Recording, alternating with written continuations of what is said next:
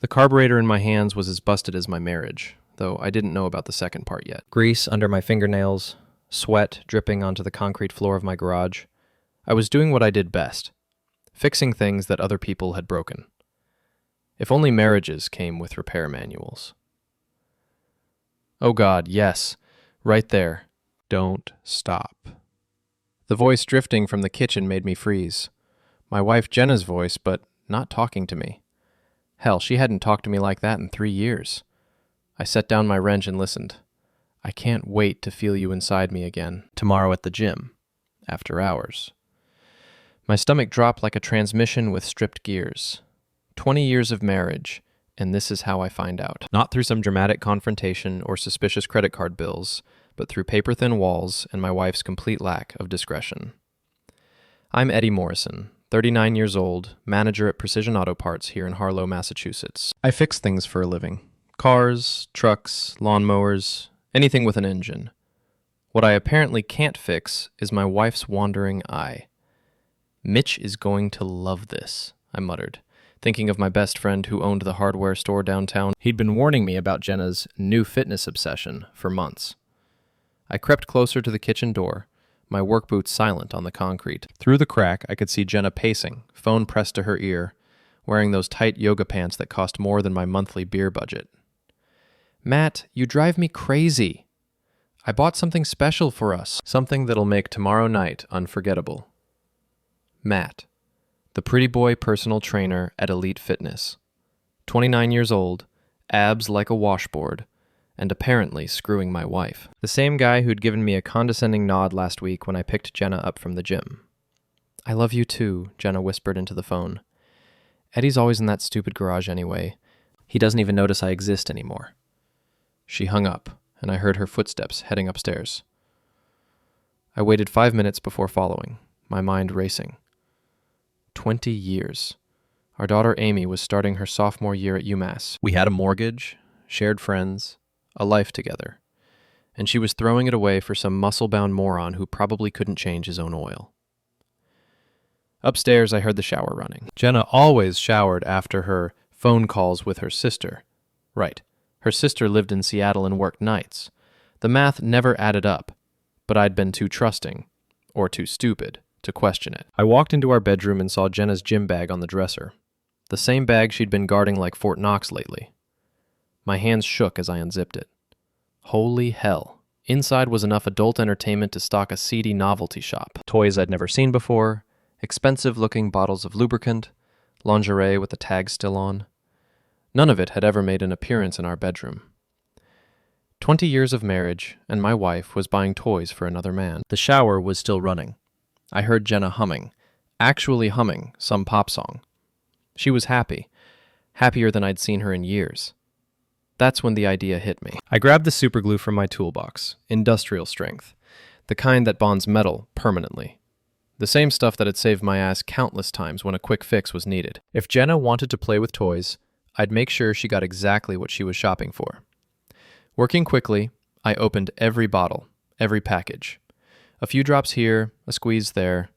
Not enough to be obvious, but enough to make things interesting. I sealed everything back up, arranged it exactly as I'd found it, and zipped the bag closed. Eddie? Is that you? Jenna called from the bathroom.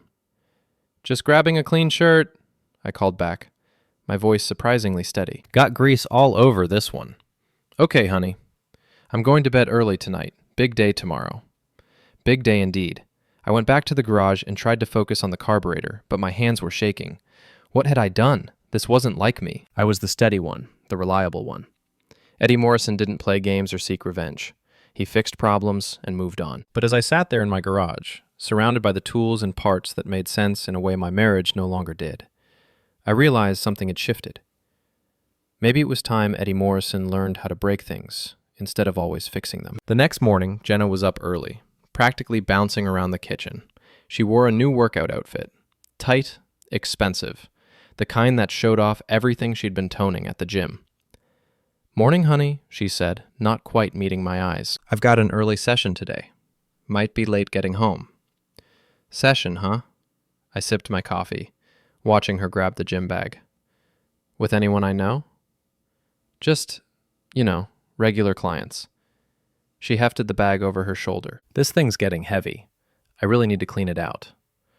Maybe after your session, I suggested. Wouldn't want to be unprepared. She kissed my cheek, a quick, guilty peck, and headed for the door. See you tonight. I watched through the kitchen window as she drove away in her Honda CR-V, the same car I'd been maintaining for 8 years. The same woman I'd been maintaining for 20. My phone rang around 11:30. Harlow General Emergency, this is Nurse Bonnie. Are you Edward Morrison? My heart hammered. Yes, that's me. Your wife Jenna is here in the ER. She's fine, but there's been an unusual situation. You might want to come down. What kind of situation? A pause, then barely contained laughter in the nurse's voice. Sir, I think it's better if you see for yourself. But you might want to bring a change of clothes for your wife, and maybe her friend. I drove to the hospital with my windows down, grinning like an idiot. The autumn air was crisp, the leaves just starting to turn. It was shaping up to be a beautiful day. Harlow General's ER was buzzing with activity. I found Nurse Bonnie at the desk, a woman in her 40s with kind eyes and a barely suppressed smirk. Mr. Morrison, your wife is in room 3. Fair warning, she's not in the best mood. What exactly happened? Bonnie glanced around, then leaned closer. Let's just say someone's been experimenting with adhesives. Industrial strength adhesives. We've got 2 patients who are attached in ways that required medical intervention. I nodded gravely. That sounds serious. Oh, it is. Dr. Peterson had to use mineral spirits and a lot of patience. Your wife and her workout partner are going to be sore for a few days. Room 3 was behind a curtain. I could hear voices, Jenna's, high and panicked, and a male voice I recognized as Matt's. How the hell did this happen? Matt was saying. This is impossible. I don't know. Jenna's voice cracked. Everything was fine, and then... Oh God, Eddie's here. I pushed through the curtain. Jenna sat on the examination table wearing a hospital gown, her face red with embarrassment and fury. Matt stood nearby in scrubs that clearly weren't his perfect hair disheveled. Hey, honey, I said casually. Heard you had some kind of accident. Accident? Jenna's eyes blazed. Eddie, I swear to God, if you had anything to do with this... With what? I've been at work all morning. Ask anyone. I turned to Matt with mock concern. You okay there, champ? You look a little... stuck up. Matt's jaw clenched. This isn't funny, man. Your wife could have been seriously hurt. My wife? I let that hang in the air. Funny. I thought she was just your client. What exactly were you two doing that required medical attention? Silence. Beautiful, damning silence. Dr. Peterson entered, a tired-looking man in his 50s. Mr. Morrison? Your wife is fine. No permanent damage. We've managed to separate. Well, let's just say someone played a very dangerous prank. Industrial superglue can cause chemical burns. Superglue? I frowned. How would superglue get involved in a workout session? More silence. Jenna stared at the floor. Well, the doctor continued, it appears someone tampered with certain personal items. The adhesive was mixed with lubricant, which created a bonding agent when exposed to body heat and friction. I nodded thoughtfully. That's terrible. Who would do such a thing? Matt stepped forward. Look, Morrison, that's Mr. Morrison to you, kid. My voice went cold. And I think you've done enough for one day. Maybe it's time you found a new gym to work at. Eddie, please, Jenna started. Please what? Please pretend I don't know what's going on? Please act like my wife wasn't screwing around with Captain America here? I looked between them. How long? Eddie, how long? 6 months, she whispered. 6 months. While I was working overtime to pay for her gym membership and new clothes. While I was fixing her car and unclogging her drains and being the reliable husband she could count on while she got her thrills elsewhere. Well, I said finally, I guess this is what they call getting caught with your pants down. I turned to leave, then paused. Oh, and Jenna? Next time you want to stick with someone new, maybe choose better glue. I hear the cheap stuff doesn't hold. The story hit Harlow like a meteor. By the time I got back to Precision Auto Parts, 3 people had already called to ask if it was true that my wife and her trainer had been glued together, naked, at the hospital.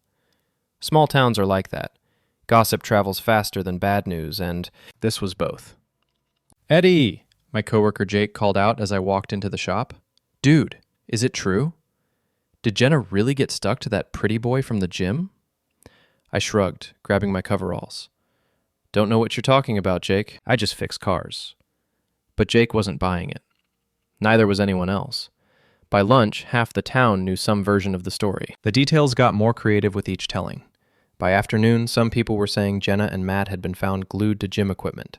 Others claimed they'd been stuck together for hours before anyone found them. The truth was embarrassing enough. I was under the hood of a Ford pickup when my phone buzzed. Text message from Amy, my daughter. "Dad, what the hell did you do? Mom is freaking out. She says you ruined her life." I typed back, "Just fixed a problem, sweetheart. How's school? Don't change the subject. Mom says she's staying at Aunt Linda's tonight. She wants to talk to you tomorrow." Aunt Linda, Jenna's sister who lived across town, not Seattle. Another lie, but a small one compared to the rest. My phone rang. Mitch. "Eddie, you magnificent bastard." His voice boomed through the speaker. "Please tell me you're responsible for the greatest prank in Harlow history. Can't talk now, Mitch. I'm at work. Meet me at Murphy's after 5. Drinks are on me." Hell, drinks are on me all week. Murphy's Pub was Harlow's main watering hole, a dim place with sticky floors and the best wings in town. I'd been going there with Mitch every Friday for 15 years. It felt strange walking in on a Tuesday, but everything felt strange now. Mitch was already at our usual table, a pitcher of beer waiting. He stood up and clapped me on the back hard enough to rattle my teeth. "Eddie Morrison, you sneaky son of a bitch. 20 years I've known you, and I never figured you for the revenge type." "I don't know what you're talking about." I poured myself a beer and took a long drink. "Right. And I don't know anything about hardware." Mitch leaned forward, grinning. "Industrial superglue, right? The good stuff. I sold you a tube last week. I use that for engine repairs."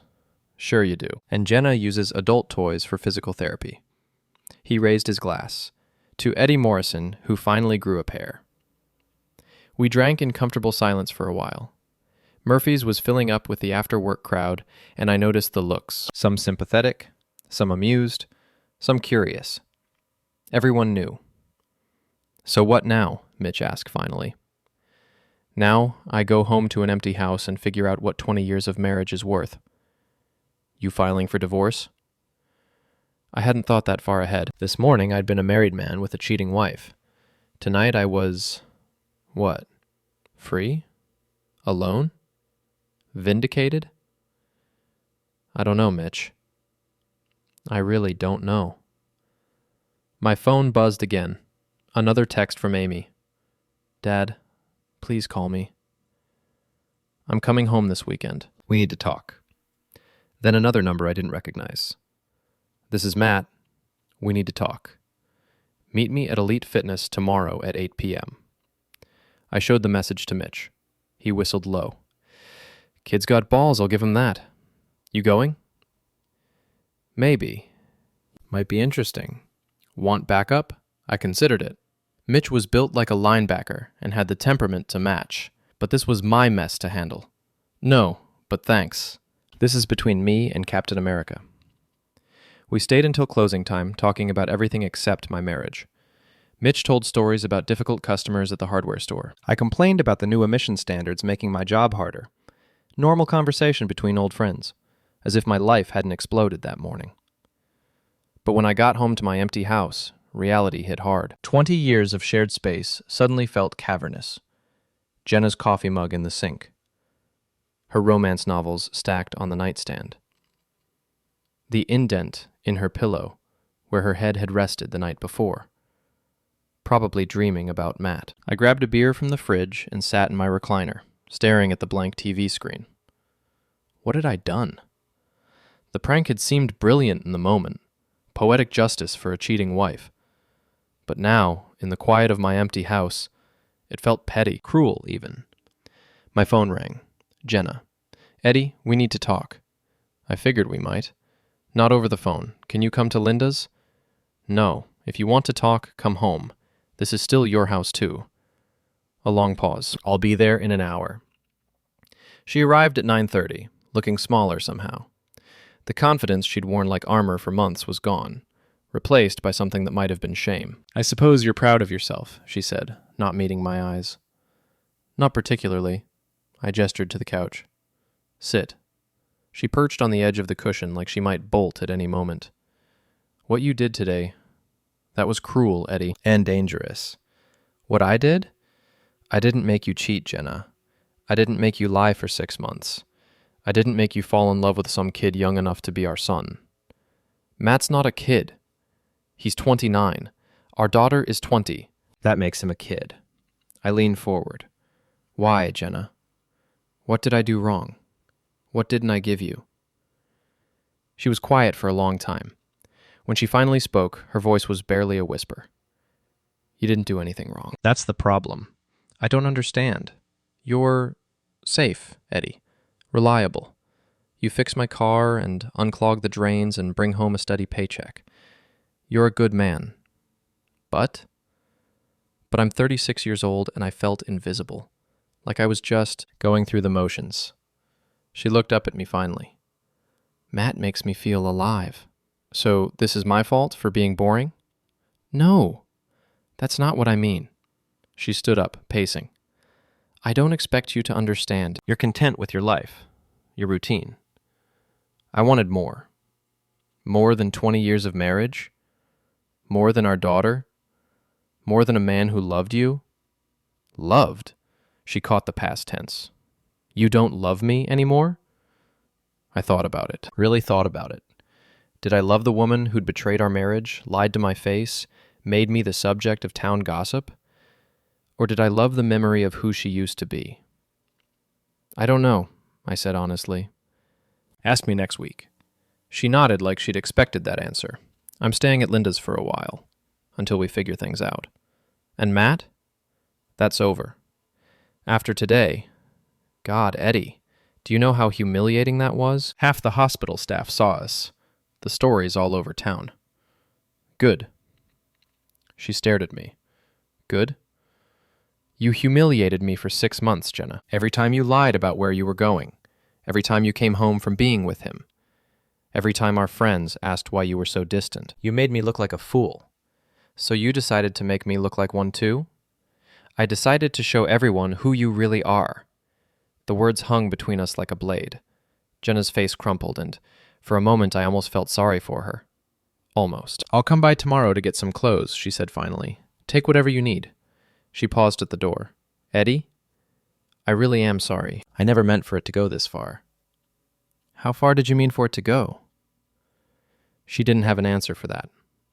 After she left, I sat in my recliner until midnight, drinking beer and thinking about 20 years of marriage. The good times.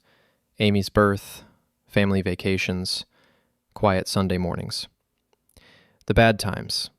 Fights about money, stress from work, the slow drift that had started years before Matt came along. Maybe Jenna was right. Maybe I had gotten too comfortable, too predictable. But comfort and predictability were what marriage was supposed to provide, a safe harbor in a chaotic world.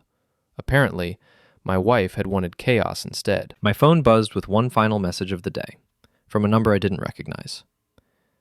Mr. Morrison, this is Tanya Walsh, owner of Elite Fitness.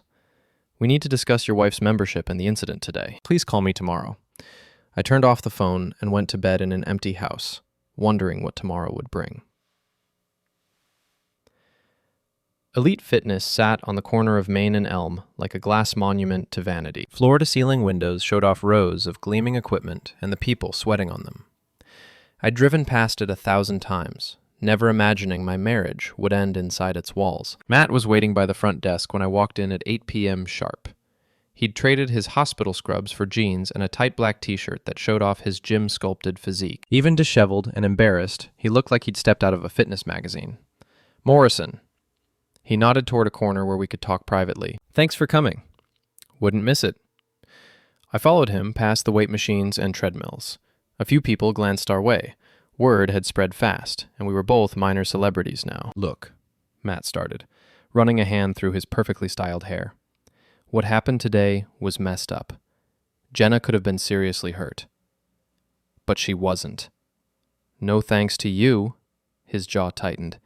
"That was a sick thing to do, man. Psychotic." I studied his face. Young, earnest, probably used to getting his way with a smile and a flex. "You know what's sick, Matt? Screwing another man's wife for 6 months. But I guess they don't teach ethics in personal trainer school. It wasn't like that." "What was it like?" He shifted uncomfortably. Jenna was unhappy. She needed someone who understood her. Understood her need to cheat on her husband. Understood her need to feel desired. When's the last time you looked at your wife? Really looked at her? When's the last time you told her she was beautiful? The question hit harder than I expected, because I couldn't remember. Somewhere along the way, Jenna had become part of the furniture. Always there, reliable, taken for granted. So this is my fault? I'm not saying that, but maybe if you'd paid more attention to your wife, she wouldn't have needed to find it somewhere else. And you were happy to provide it. I care about her. His voice rose slightly. I love her. You love her? Kid, you barely know her. You know the version of her that shows up at the gym in tight clothes, ready to play pretend for an hour? You don't know the woman who snores, who leaves dishes in the sink, who cries during insurance commercials. I know enough. I laughed, surprising myself. You know what? You're right. You should be with Jenna. You two deserve each other. That caught him off guard. What? I'm serious. Take her. Marry her if you want. But first, let me tell you what you're signing up for. I stepped closer. Jenna gets bored easily. Right now you're exciting because you're forbidden. But give it a year of living together, paying bills together, dealing with real life together, and you'll be just another comfortable routine. You're wrong. Am I? How many other married women have you trained, Matt? How many other bored housewives looking for excitement? His silence was answer enough. Here's the thing about cheaters, I continued. They don't cheat because something's wrong with their marriage. They cheat because something's wrong with them. And if Jenna can cheat on a husband of 20 years, what makes you think she won't cheat on you? Because I'm not you, he said quietly. That stung, but I pressed on. No, you're not. You're younger, better looking, more exciting. For now. But time comes for everyone, kid. Your abs will go soft, your hair will thin, your knees will creak when you get out of bed. And when that happens, Jenna will be looking around for the next upgrade. You're bitter. I'm realistic. But hey, don't take my word for it. Ask her about the guy before you. His expression changed. What guy? You didn't think you were the first, did you? I was lying, but his face told me I'd hit close to something. Jenna's been unhappy for years, Matt. You're just the latest in the line of distractions. You're lying. Ask her. Ask her about David from her book club. Ask her about the tennis instructor from 2 summers ago. Ask her why she really joined this gym in the first place. I was making it all up, but doubt was creeping into his eyes. Good. You know what the really funny part is? I continued. I actually feel sorry for you. You think you won some prize, but all you got was my problem. Congratulations. I turned to leave, then paused. Oh, and Matt? Stay away from my house. Stay away from my daughter. And if I hear you've been spreading stories about what happened today, we'll have a different kind of conversation. The kind that involves my fists and your pretty face. I left him standing there, doubt and anger warring on his features. The parking lot was nearly empty, just a few cars belonging to die-hard fitness enthusiasts. I was unlocking my truck when I heard footsteps behind me. Mr. Morrison? I turned to see a woman in her 40s, professionally dressed despite the late hour. She had short blonde hair and the kind of confident bearing that said she was used to being in charge. Tanya Walsh, she said, extending a hand. We spoke on the phone. I shook her hand, noting her firm grip. The gym owner. That's right. I was hoping we could talk. About what? About the situation with your wife and my employee, and about how we can resolve this without any more drama. I leaned against my truck. I'm listening.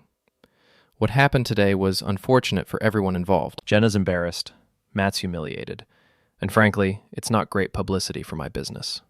I imagine not. I'm prepared to offer your wife a full refund on her membership and training sessions. In exchange, I'd appreciate your discretion about the details of today's incident. My discretion? The story's already out there, obviously, but there are details, medical details, personal details, that could be damaging if they spread further. I studied her face. Tanya Walsh was worried about more than just bad publicity. She was worried about lawsuits, investigations, maybe even criminal charges if someone decided the superglue incident was assault. What makes you think I have any control over what people say? You're the wronged husband, Mr. Morrison. People will listen to you. If you ask for privacy, for the sake of your family's dignity, most decent people will respect that. And if I don't, then this story gets bigger. Media attention, maybe legal complications. Is that really what you want for your daughter? She had a point. Amy was already dealing with her parents' marriage falling apart. Adding media circus to the mix would only make things worse. What do you want me to do? Nothing dramatic, just, if people ask for details, maybe suggest that it's a private family matter, that you'd appreciate their discretion. And in return, Jenna's membership fees refunded, and Matt finds employment elsewhere. Clean slate for everyone. It was a reasonable offer, maybe even generous, but something in Tanya's manner bothered me. Too smooth, too prepared, like she'd dealt with this kind of situation before. How long have you known about Jenna and Matt? I asked. I beg your pardon? You run a small gym. You know your trainers, your clients. How long have you known they were sleeping together? She shifted uncomfortably. I don't monitor my employees' personal lives. That's not what I asked. A long pause. I had suspicions, but what consenting adults do outside of business hours isn't my concern. Even when it happens in your gym? Her face went pale. I don't know what you're implying. I'm not implying anything. I'm asking directly. Were Jenna and Matt using your gym for their hookups? Mr. Morrison, I think this conversation is over. I think you're right. I opened my truck door. But Tanya, if I find out you enabled this affair, if I find out you provided the location or covered for them, our next conversation won't be nearly as polite. I drove home through Harlow's quiet streets, past the hardware store where Mitch was, probably, closing up, past Murphy's Pub, where the regulars were settling in for the night, past the normal life I'd been living just 24 hours ago. My phone was full of messages when I got home. Amy, saying she was driving down from school tomorrow and we needed to talk. My sister Carol from Vermont, who'd somehow heard the story and wanted to make sure I was okay. 3 guys from work, offering everything from sympathy to congratulations. And one message that made my blood run cold. It was from a number I didn't recognize, but the voice was familiar. Eddie, this is Tom Bradley. We need to talk. Call me, Tom Bradley. My oldest friend in Harlow, going back to high school. Best man at my wedding, godfather to Amy. We'd been close once, but had drifted apart over the years as life got in the way. I called him back, dreading what I might hear. Eddie, Jesus, what have you done? Hello to you too, Tom. This isn't a joke. Do you have any idea how serious this could get? What are you talking about? I'm talking about assault charges. I'm talking about criminal liability. I'm talking about you going to jail for what you did today. Tom was a lawyer now, had been for 15 years. If he was worried about criminal charges, maybe I should be too. It was just a prank, Tom. A prank? You could have killed someone. Industrial adhesive can cause chemical burns, respiratory problems, but it didn't. That's not the point. Intent matters, Eddie. And right now, it looks like you deliberately tried to harm your wife and her lover. The word lover hit like a slap. So what do you suggest? Get a lawyer. A real one, not your old high school buddy. And stop talking to people about this. Anything you say can be used against you. Used against me by who? By Matt's lawyer, for starters. He's already called my office asking about civil suits. Pain and suffering, emotional distress, medical expenses. He's suing me? He's thinking about it. And Eddie, Jenna's talking about filing charges too. The phone felt heavy in my hand. Jenna wants me arrested? She's scared, man. She thinks you've lost it, that you might do something worse. I'm not going to hurt anyone. I believe you, but after today, she doesn't. And honestly, Eddie, I'm not sure I blame her. We talked for another 10 minutes, Tom giving me the names of criminal defense attorneys and advising me to keep my mouth shut. When I hung up, I sat in my kitchen staring at the phone. 24 hours ago, I'd been the wronged husband, the victim of a cheating wife. Now I was potentially facing criminal charges and civil lawsuits.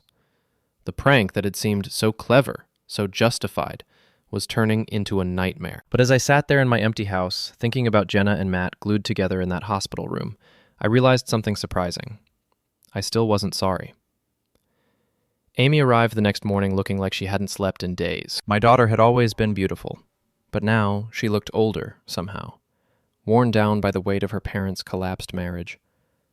She sat at the kitchen table nursing a cup of coffee, while I made scrambled eggs nobody would eat. "Dad, what were you thinking?" Straight to the point. Amy had never been one to dance around difficult topics. "I was thinking your mother was cheating on me and deserved some consequences." Consequences? Dad, she could have been seriously hurt, but she wasn't. That's not the point. Amy's voice cracked. "You could go to jail for this. Do you understand that?" I set down my spatula and looked at my daughter. Really looked at her. She had Jenna's eyes, but my stubborn chin. 20 years old, studying pre-law at UMass, probably seeing the situation more clearly than anyone. Yes, I understand that. Then why did you do it? How do you explain 20 years of marriage to someone who's never been in love? How do you describe the slow erosion of respect? The gradual realization that the person you trusted most in the world has been lying to your face? Because I was angry. Because I felt helpless. Because your mother made me feel like a fool, and I wanted her to know how it felt. Amy stared into her coffee cup. "She called me last night. She's scared of you now." "Scared of me? I've never laid a hand on your mother in 20 years. She thinks you might snap, do something violent. And what do you think?" Amy looked up at me, and I saw tears in her eyes. "I think my dad isn't the man I thought he was." That hurt worse than anything Tom had said about lawyers and criminal charges. "Amy, I know this is hard." "Hard? Dad, my friends are texting me about my parents being the laughingstock of some small town I barely remember. My mom is staying with Aunt Linda and crying every time I call. And my dad, who I always thought was the most decent man I knew, is making jokes about gluing people together." "I'm not making jokes." "Aren't you?" Mitch posted something on Facebook about it. He thinks it's hilarious. I made a mental note to have a conversation with Mitch about social media discretion. "I'm sorry you're caught in the middle of this." "I'm not in the middle, Dad. I'm on the outside looking at two people I love destroying each other." She stood up, her coffee untouched. "I'm going to see Mom. Then I'm driving back to school." "Amy, wait! I can't be here right now. I can't watch you two tear each other apart." She left without another word, and I was alone again in my too-quiet house. My phone rang an hour later. "Mitch, Eddie, we got a problem." "What kind of problem?" "The kind where 3 guys just walked into my store asking questions about you. Expensive suits, serious faces. One of them bought a tube of the same superglue I sold you last week." "What did you tell them?" "Nothing. But Eddie, these weren't cops. Cops would have shown badges. These guys felt like lawyers." "I'll be right there."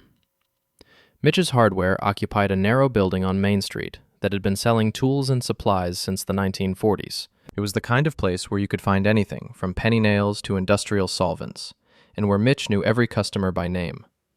I found him in the back office, looking uncharacteristically worried. "They left about 10 minutes ago," he said. "Asked about your purchase history, what kind of adhesives you buy, how often you come in. Professional questions." "What did you tell them?" "That customer information is private unless they got a warrant. But Eddie, they weren't just fishing. They knew exactly what they were looking for. Matt's building a case. Or Jenna is." Mitch leaned back in his chair. "Look, I'm your friend, and I'll back you up however I can. But maybe it's time to think about damage control." "Meaning?" "Meaning maybe you should apologize. Public, sincere, the whole 9 yards. Show everyone you're not some psycho who goes around gluing people together." "I'm not apologizing for defending myself." "You're not defending yourself anymore, Eddie. You're attacking. And it's going to get you in trouble." Before I could respond, the front door chimed. Through the office window, I could see Tom Bradley walking toward us, his lawyer face firmly in place.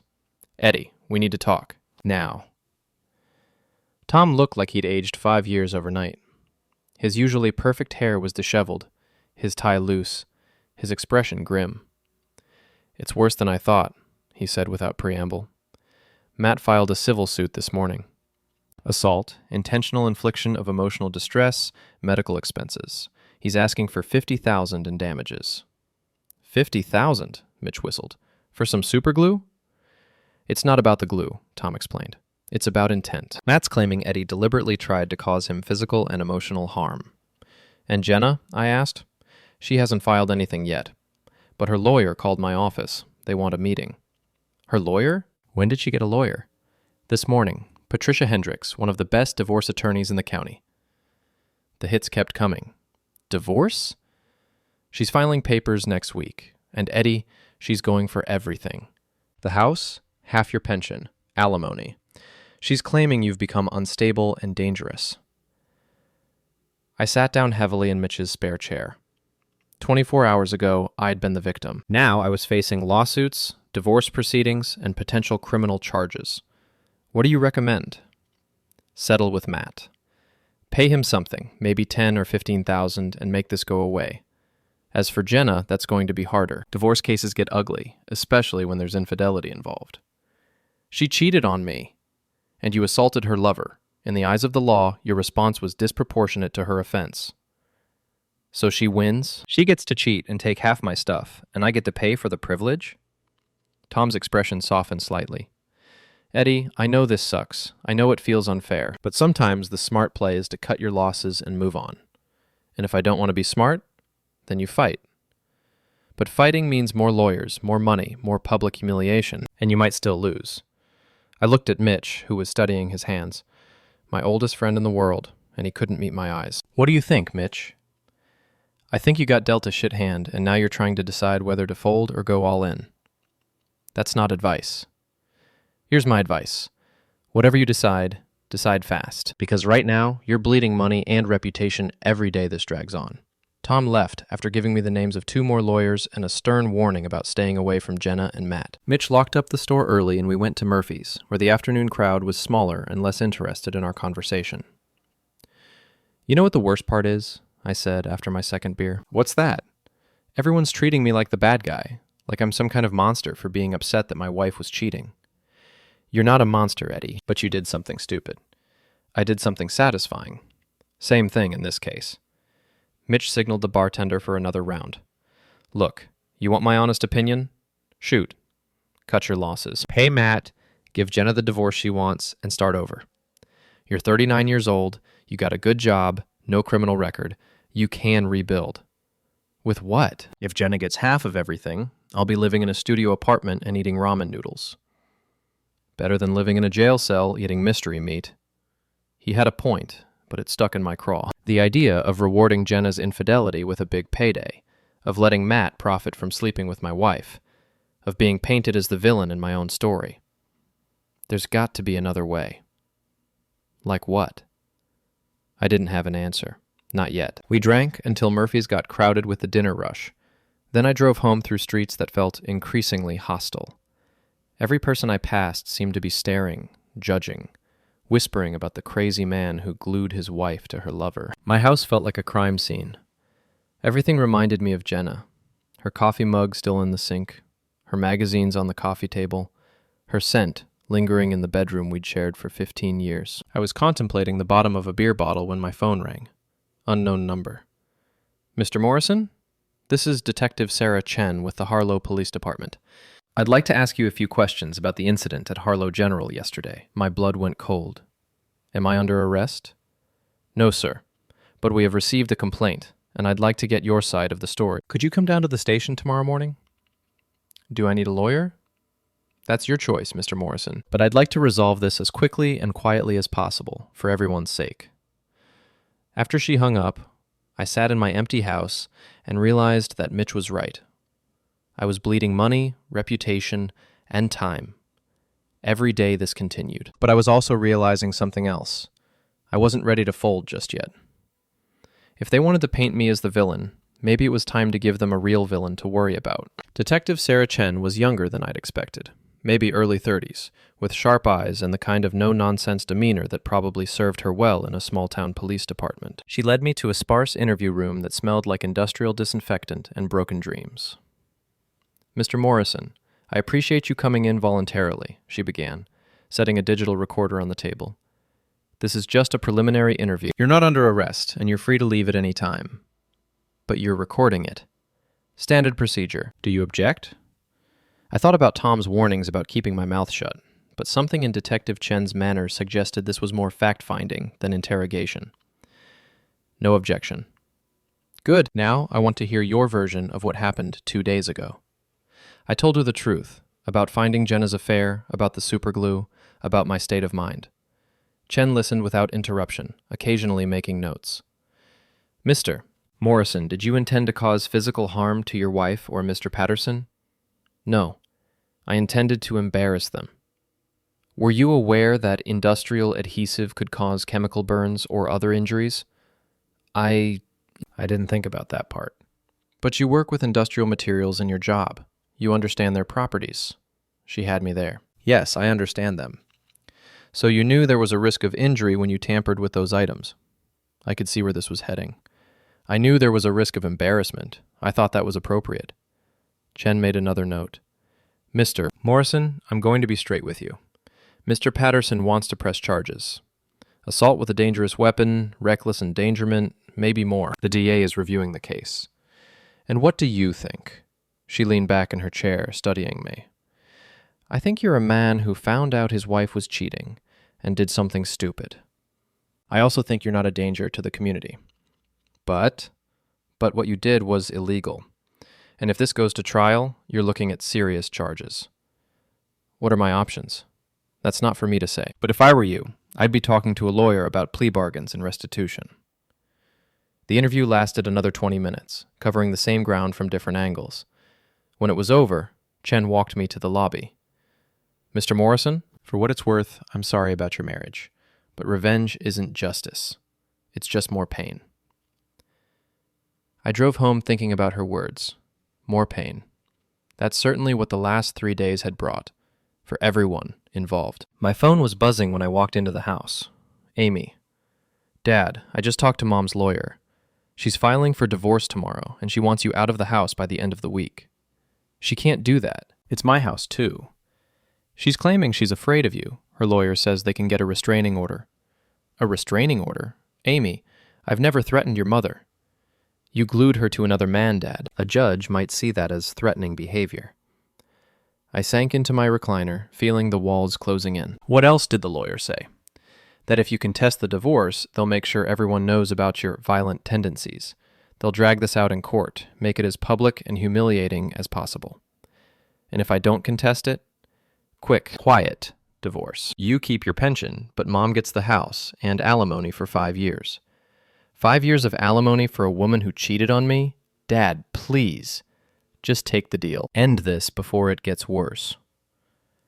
After Amy hung up, I sat in the growing darkness of my living room, thinking about the last 3 days. The satisfaction of watching Jenna and Matt get their comeuppance had faded, replaced by the grinding reality of legal bills, social ostracism, and financial ruin. Maybe everyone was right. Maybe it was time to cut my losses and move on. But then I thought about Matt, probably laughing about the whole situation with his gym buddies. I thought about Jenna, playing the victim while she destroyed our 20-year marriage for a fling with a kid barely older than our daughter. I thought about becoming the cautionary tale people told at dinner parties. Poor Eddie Morrison, whose wife cheated on him and then took him for everything he was worth. My phone rang. Unknown number again. "Mr. Morrison? This is Dr. Peterson from Harlow General. I treated your wife and Mr. Patterson the other day. Is everything okay?" "They're both fine, physically. But I wanted to talk to you about something. Could we meet? Somewhere private?" We agreed to meet at a coffee shop on the outskirts of town, away from curious eyes and gossip. Dr. Peterson was waiting in a corner booth when I arrived, looking tired and troubled. "Mr. Morrison, what I'm about to tell you violates patient confidentiality, but I think you deserve to know." "Know what?" "Your wife and Mr. Patterson. This wasn't their first visit to my ER. I felt something cold settle in my stomach." "What do you mean?" 3 months ago, they came in separately, about an hour apart. Both claimed sports injuries. She said she'd fallen during yoga. He said he'd pulled a muscle during training. But their injuries were consistent with vigorous sexual activity. They were hurt having sex. More specifically, they were hurt having rough sex in an inappropriate location. I treated similar injuries when I worked in Boston. Usually people who got carried away in public places. You think they were using the gym? I can't prove it, but yes. And Mr. Morrison, there's something else. When I was treating them the other day, Mr. Patterson made some comments about your wife. Very disrespectful comments. What kind of comments? Dr. Peterson looked uncomfortable. He called her a desperate housewife looking for excitement, said she was easy prey for someone like him. He seemed to think the whole situation was funny. The cold feeling in my stomach turned to fire. He was laughing about it? Until the adhesive started working. Then he wasn't laughing anymore. Dr. Peterson left after giving me his card and suggesting I might want to share this information with my lawyer. I sat in the coffee shop for another hour, thinking about what he'd told me. Matt wasn't just sleeping with my wife. He was using her, laughing about her, treating her like a conquest. And Jenna, who was now painting me as the villain, had been sneaking around for months, using our shared gym membership to have sex with a man who had no respect for her. By the time I got home, I'd made a decision. I wasn't folding, I wasn't taking the deal, and I wasn't going down without a fight. I called Tom Bradley. Eddie, please tell me you're calling to discuss settlement terms. I'm calling to discuss strategy. I want to fight this thing. Eddie, we've been through this. Fighting means, I know what fighting means, but I just learned some things that changed the equation. I told him about Dr. Peterson's revelations. Tom was quiet for a long time. That's interesting information, but it doesn't change the fact that you committed assault. Maybe not, but it changes the narrative. Jenna wasn't just having an affair. She was having public sex in a gym she paid for with our joint checking account. And Matt wasn't just sleeping with a married woman. He was bragging about it, calling her easy prey. Where are you going with this? I'm going with the idea that maybe I'm not the only one who did something wrong. Maybe it's time to stop playing defense and start playing offense. Eddie, I strongly advise against, Tom, you're my friend, but you're not my lawyer. I need someone who's willing to fight dirty. And if you lose, then I lose. But at least I'll lose on my feet instead of on my knees. The next morning, I drove to Springfield and hired Patricia Walsh, a criminal defense attorney with a reputation for aggressive tactics and courtroom theatrics. She was expensive, but she listened to my story without judgment and smiled when I told her about Dr. Peterson's information. Mr. Morrison, you've got an interesting case here. The prosecution will argue that you committed assault, but we're going to argue that you were defending your marriage against predators who were using public facilities for illegal activity. Is that a real defense? It is now. We're also going to argue temporary insanity brought on by extreme emotional distress, and we're going to make sure everyone in that courtroom knows exactly what kind of people your wife and her boyfriend really are. What about the civil suit? We'll countersue. Alienation of affection. Intentional infliction of emotional distress. Fraud. Your wife used marital assets to facilitate her affair. By the time we're done, Matt Patterson will wish he'd never heard the name Morrison. And the divorce? That's a different lawyer, but I can recommend someone who specializes in high-conflict cases. Someone who won't be intimidated by threats of restraining orders and public humiliation. I left Patricia Walsh's office feeling something I hadn't felt in days. Hope. That evening, I got a call from Mitch. Eddie, what the hell are you doing? I just heard you hired Patricia Walsh. That woman's a shark. That's the idea. This is going to get ugly. It's already ugly, Mitch. The question is whether I'm going to let them bury me or if I'm going to take some of them down with me. And Amy? How's she going to feel when her parents are tearing each other apart in court? That gave me pause. Amy was already struggling with the situation. A public court battle would only make things worse for her. I'll cross that bridge when I come to it. Eddie, I'm your friend, so I'm going to say this once. You're making a mistake. This isn't going to end the way you think it is. Maybe not, but it's going to end the way I want it to. 2 days later, the papers ran a story about the upcoming trials. Local man fights back against cheating wife and her lover, the headline read. The article painted me as either a wronged husband seeking justice or a dangerous man seeking revenge, depending on which quotes you believe. But for the first time in a week, I wasn't the only one being talked about. Matt Patterson's name was in the paper too, along with details about his relationship with a married woman. Jenna's name was mentioned as the cheating wife who used marital assets to facilitate her affair. The narrative was shifting, and I was just getting started. That night, I sat in my recliner with a beer and my phone, scrolling through social media comments about the article. Public opinion was split, but it wasn't entirely against me anymore. Some people were calling me a hero. Others were calling me a cautionary tale. But everyone was talking about Eddie Morrison, and for the first time in my adult life, I wasn't invisible. My phone buzzed with a text from an unknown number. "This isn't over. You're going to regret this." I assumed it was from Matt, but when I called the number back, it went straight to voicemail. A woman's voice. "You've reached Tanya Walsh at Elite Fitness." Interesting. The gym owner was making threats now. That suggested I was on the right track. I poured myself another beer and started planning my next move. If they wanted to play hardball, I was ready to show them what a real villain looked like. 3 weeks later, I sat in the Harlow County Courthouse watching my life get dissected by lawyers, reporters, and curious townspeople who had nothing better to do than watch their neighbors destroy each other. The criminal trial was set to begin in 2 days, but today was the preliminary hearing for Matt's civil suit. Patricia Walsh had been busy. In 3 weeks, she'd uncovered a pattern of behavior at Elite Fitness that made my superglue prank look like a minor infraction. Security camera footage showing Matt and Jenna using the gym after hours. Financial records showing that Tanya Walsh had been skimming membership fees and using the gym as a front for what amounted to an escort service for bored housewives. "Your Honor," Patricia addressed the judge, "what we have here isn't a simple case of assault. We have a complex web of fraud, adultery, and exploitation that my client stumbled into when he discovered his wife's affair." Matt's lawyer, a nervous-looking man named Stevens, objected. "Your Honor, Mr. Morrison's alleged discoveries don't justify his criminal behavior." "Perhaps not," Judge Harrison replied, "but they certainly provide context. Ms. Walsh, you may proceed." Patricia smiled, like a shark scenting blood. "Thank you, Your Honor. I'd like to call Dr. James Peterson to the stand." Dr. Peterson's testimony was devastating. He described Matt and Jenna's previous ER visit, the nature of their injuries, and Matt's disrespectful comments about my wife. The courtroom murmured with each revelation. "Dr. Peterson," Patricia continued, "in your medical opinion, were Mr. Patterson and Mrs. Morrison engaged in sexual activity in a public place? Based on their injuries and the circumstances, yes, almost certainly. And Mr. Patterson's comments about Mrs. Morrison, how would you characterize his attitude toward her?" "Predatory. He seemed to view her as a conquest rather than a person." Stevens objected again, but the damage was done. The narrative was shifting from wronged husband commits assault to predator gets comeuppance.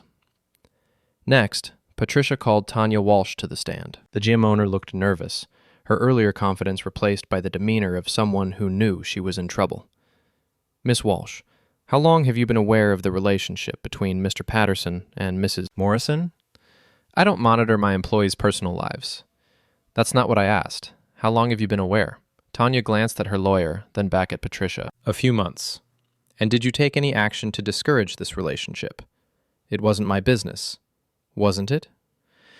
"Ms. Walsh, are you aware that using your business premises for sexual activity violates your business license?" There's no proof that... Your Honor, I'd like to enter into evidence security footage from Elite Fitness, dated 3 months ago. The footage was grainy but clear enough. Matt and Jenna entering the gym at 11 p.m., leaving 2 hours later. The timestamp showed multiple similar visits over several months. "Miss Walsh, this footage shows your employee and a client using your facility for non-business purposes after hours. Did you authorize this?" "No, but did you know about it?" "I suspected. Did you profit from it?" Tanya's lawyer objected, but Patricia pressed on. "Ms. Walsh, isn't it true that you've been operating Elite Fitness as more than just a gym? That you've been facilitating relationships between your male trainers and female clients for additional fees?" The courtroom erupted. Judge Harrison called for order, but the damage was done. Tanya Walsh's face had gone white, and Stevens was frantically whispering with Matt. "Your Honor," Stevens said, standing quickly, "my client would like to withdraw his civil suit." "On what grounds?" "On the grounds that we believe this matter would be better resolved outside of court." Judge Harrison looked skeptical. "Mr. Patterson, Is this your decision? Matt stood up, his perfect composure finally cracking. Yes, Your Honor. I withdraw my suit. Patricia wasn't finished. Your Honor, my client would like to file a countersuit for alienation of affection, intentional infliction of emotional distress, and fraud. Miss Walsh, do you have the paperwork? Right here, Your Honor. As the lawyers shuffled papers and the judge reviewed documents, I caught sight of Jenna in the gallery. She looked smaller than I remembered, older. The confident woman who had left our house 3 weeks ago had been replaced by someone who looked beaten down by the weight of public scrutiny. Our eyes met for a moment, and I saw something there that might have been regret, or maybe just exhaustion. After the hearing, Patricia and I walked to her car through a gauntlet of reporters and curious onlookers. How do you think it went? I asked. Better than I hoped. Matt's withdrawal of his suit is essentially an admission that he knows he can't win. And the information about Elite Fitness gives us leverage in the criminal case. What about Jenna? What about her? She's not pressing charges, and her divorce attorney has already reached out about settlement negotiations. Settlement? She wants out, Eddie. Quick and quiet. She's willing to give up her claim to alimony in exchange for an uncontested divorce. I thought about that as we drove back toward Harlow. Jenna was cutting her losses, just like everyone had advised me to do 3 weeks ago. What do you recommend? Take it. You keep your house, your pension, your dignity. She gets her freedom and whatever's left of her reputation. And Matt? Matt's going to have bigger problems than your countersuit. The state licensing board is investigating Elite Fitness, and the IRS is looking into Tanya Walsh's books. He'll be lucky if he's not facing criminal charges of his own.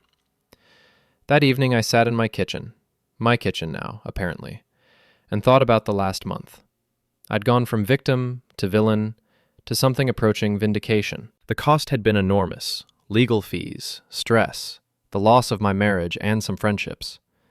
But I was still standing. My phone rang. Amy. Dad, I saw the news about the hearing. And I wanted to say, I'm sorry. I didn't understand what was really going on. You don't need to apologize, sweetheart. This was between your mother and me. No, it wasn't. I took her side without knowing all the facts. I said some harsh things to you. You were protecting your mother. That's what daughters do. I should have been protecting both my parents. We talked for an hour, the longest conversation we'd had since this whole mess started. Amy was coming home for Thanksgiving, and for the first time in weeks, I had something to look forward to. The criminal charges were dropped 2 days later. The DA's office cited insufficient evidence of criminal intent and mitigating circumstances. Patricia Walsh's media campaign had worked. Public opinion had shifted enough that prosecuting me would have been political suicide. Matt Patterson left town a week after that. Word was he'd taken a job at a gym in Florida, far from the wreckage of his reputation in Massachusetts. Tanya Walsh's gym closed permanently after the state pulled her license. And Jenna? Jenna moved to her sister's place in Vermont. We signed the divorce papers on a cold December morning, sitting across from each other in a lawyer's office, like strangers conducting a business transaction. Eddie, she said as we prepared to leave, I want you to know, I never meant for any of this to happen. I know. Do you think you'll ever forgive me? I thought about it honestly. I don't know, Jenna. Ask me in a year. She nodded and walked out of my life. 6 months later, I was having dinner at Murphy's Pub with Mitch when a young woman approached our table. She was maybe 25, pretty in a wholesome way, with kind eyes and a nervous smile. Excuse me, are you Eddie Morrison? Depends who's asking. I'm Sarah Chen. I was the detective who interviewed you last year. I remembered her, the cop who told me revenge wasn't justice. You're out of uniform. I'm off duty. I wanted to buy you a beer and tell you something. What's that? You were right about Elite Fitness, about what was going on there. We found evidence of tax evasion, prostitution, drug dealing. Tanya Walsh is facing federal charges. And I wanted to apologize. I thought you were just another angry husband looking for revenge. I didn't realize you'd stumbled onto something bigger. Revenge, justice. Sometimes they look the same from the outside. Sarah smiled. Sometimes they are the same thing. She bought us around and stayed for an hour, talking about the case and its aftermath. When she left, she gave me her card. "Call me sometime," she said, "when you're ready to try trusting someone again." I watched her walk away, thinking about second chances and new beginnings. "You going to call her?" Mitch asked. "Maybe, when I'm ready." "And when will that be?" I thought about it, sipping my beer in the comfortable atmosphere of Murphy's pub. Outside, Harlow was settling into another quiet evening. Inside, life was going on. People talking, laughing, making plans for tomorrow. "When I'm ready to be Eddie Morrison again, instead of the guy who glued his wife to her lover." Mitch laughed. "Eddie, you'll always be the guy who glued his wife to her lover. But maybe that's not such a bad thing to be remembered for." He was right. In a world full of people who got walked on, who took abuse quietly and suffered in silence, maybe being the guy who fought back wasn't the worst reputation to have. I finished my beer and looked around Murphy's at the faces of people I'd known for years. Some had supported me. Others had judged me. But all of them knew my story now. I wasn't invisible anymore. For better or worse, I was exactly who I'd chosen to be. And for the first time in 20 years, that felt like enough. That felt like enough. That felt like enough. That felt like enough. That felt like enough. That felt like enough. That felt like enough. That felt like enough. That felt like enough. That felt like